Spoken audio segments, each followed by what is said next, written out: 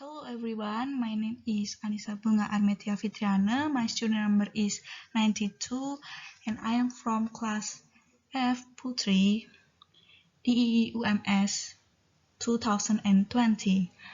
Now I will show you my individual assignment Putri. Let's start it. I too by Langston Hughes. I too sing America. I am the darker brother. They send me to eat in the kitchen when company comes, but I laugh and eat well and grow strong. Tomorrow, I'll be at the table when company comes.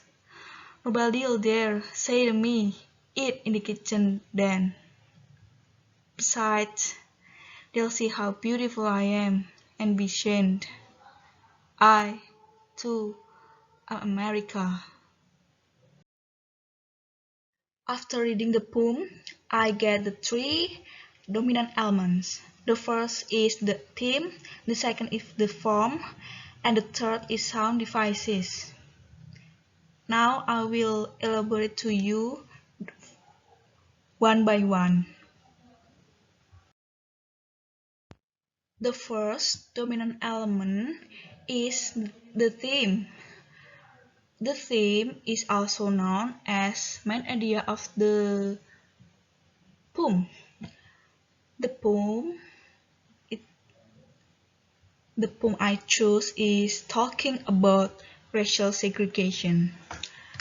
This poem places a strong emphasis on celebrating and embracing African Americans into modern society and ending racial segregation. The poem also includes the hopefulness from the Black people to their future. Moreover, the poem discusses the lack of equality between white and Black people. The next is the speaker. The poem's first speaker could be an African American young man. He is a black man. He refers to himself as the darker brother in the second line. There is suggests that he is part of a mixed family that includes white people who are not as dark as he is.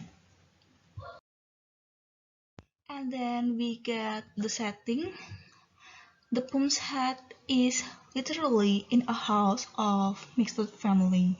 The speaker lives together with the other family member. The second important element is the form and rhyme. I too is not a formal poem. It doesn't follow the rules of a fixed form like the sonnet. And it doesn't have a set meter or rhyme scheme.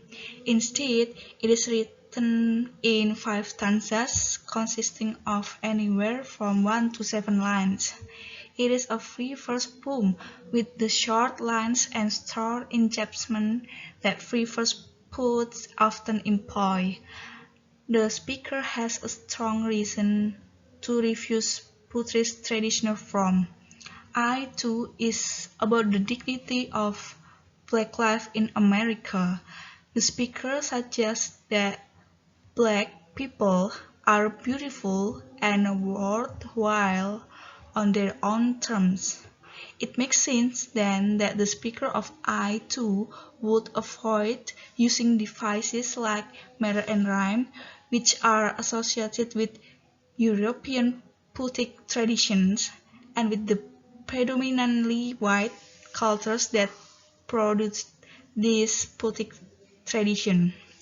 In refusing this European tradition, the speaker seeks to create a way of writing about Black culture that is specific to Black life and that isn't confined by white history. So, the speaker's refusal to use rhyme has two dimensions. On the other hand, it signals that the speaker's resistance to white poetic tradition On the other, it marks the speaker's interest in being as straightforward and direct as possible as he articulates his powerful protest against American racism. The third dominant element is poetic devices.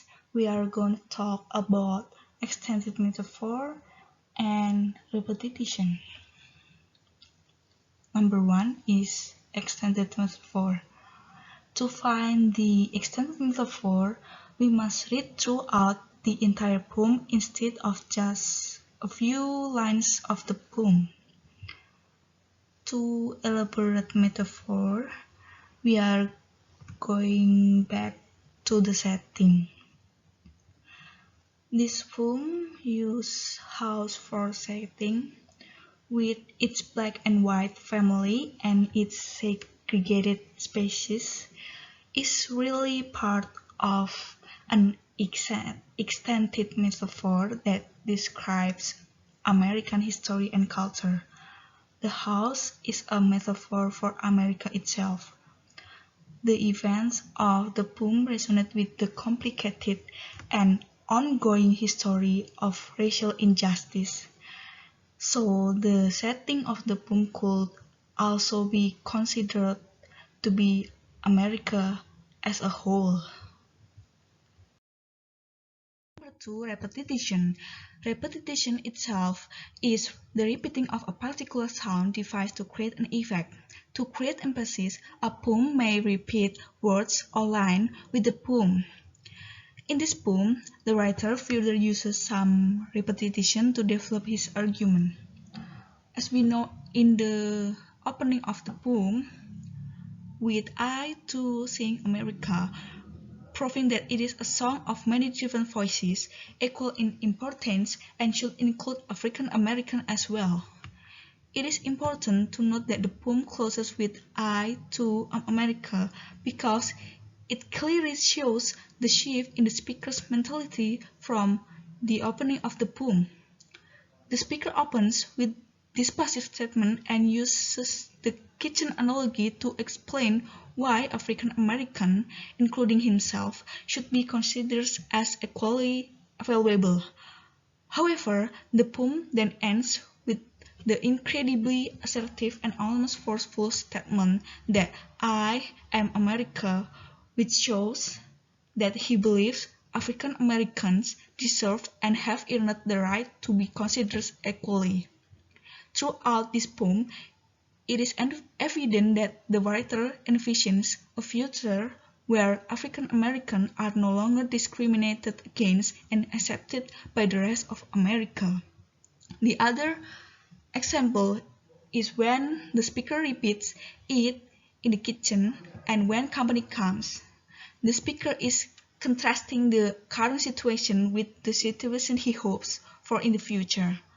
This is clear in the inspiration of those two stanzas, and it is evident that repetition is employed to prove the opposite, that history must not repeat itself and Americans must learn to change. So that is my analysis from the poem I Too by Langston Hughes. I hope you enjoy.